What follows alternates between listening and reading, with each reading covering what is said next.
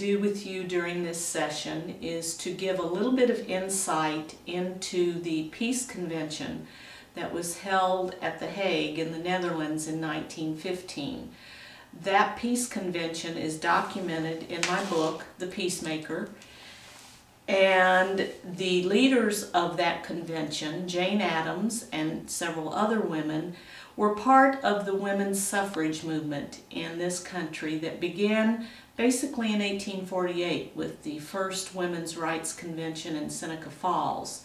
At that time, the women who attended there were concerned about the direction our government was taking, the lack of political rights for females, Native Americans, the wars of aggression that we were fighting, slavery, and they realized that they would have no power over putting an end to these until they became enfranchised and got political power and got the right to vote. At the end of the Civil War, there was a big movement for peace in this country and an end to war. And that movement again was spurred by these ladies who were involved in the suffragette movement.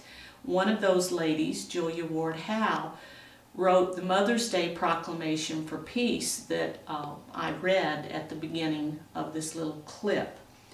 So I'm going to read from the book through the voice of the fictional character Molly and her letters to her sister Prudence about what was happening with this convention and what it was all about. Dear Prudence, since this terrible war started in Europe last year, Miss Jane Addams, who as you know has been a leader in the reform movement over the past 20 years, has called a meeting in Washington, D.C. to establish a woman's peace party. It appears that our efforts must now move into the international area for the promotion of peace. The purpose of the conference is to call for peace in Europe, put a limitation on armaments and the nationalization of weapons manufacture, and the opposition of militarism in any culture. Ms. Addams also wants to investigate and do away with the government and economic sources of conflict. In order to do this, it is vital that women secure the right to vote. That is why Ms. Addams served as vice president of the National American Women's Suffrage Association from 1911 to 1914. The suffragettes in the territory of Montana have already succeeded in the enfranchisement of women. We are already aware that if the women had the right to vote, we would be more successful in reeling in the power of corrupt government officials that continue to stymie our progress in the reform movement, as well as rein in the power of those who would continue to support an aggressive foreign policy that can only result in the destruction of peace. Ms. Addams thinks it is time we confront our national leaders on these important issues and stage a strong protest. That is why John and I think it is so important to be in Washington at this time. Although you are unable to attend, I am hopeful that you will join the Peace Party and do what you can in Pennsylvania to rally our brothers and sisters in support of this cause. Molly goes to the Washington Convention and then writes another letter to her cousin. I was happy to receive your letter after John and I returned from Washington. Your support for the Women's Peace Party in Pennsylvania is most welcome. The meeting in Washington was very productive. There were over 3,000 women attendees. We approved a platform calling for the extension of suffrage to women and for a conference of neutral countries to propose the idea of continuous mediation as a way of ending war. As you know, this will be the second peace conference held at The Hague.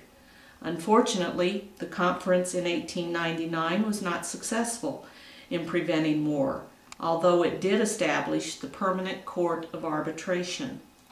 Again, I must assert that the arbitration among the nations of the world will not be successful until females are enfranchised.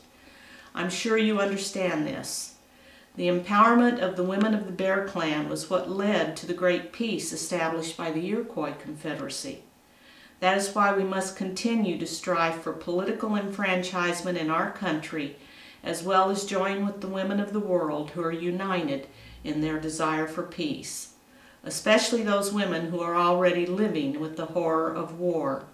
In fact, one of the women calling for the international conference is a German feminist named Lida Gustava Heimann. The meeting will be held at The Hague in the Netherlands. The Hague is the site of the Peace Palace that was built from money donated by the Carnegie Foundation.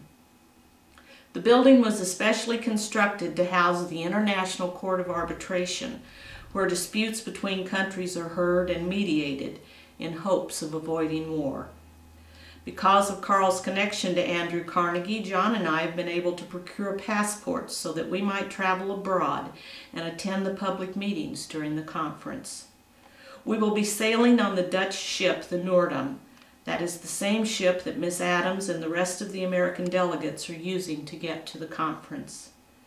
John and I are hopeful that, even though a state of war exists, our delegates will be able to influence the countries at war to come together and negotiate so that there will be a ceasefire and compromise to settle the conflict through negotiation.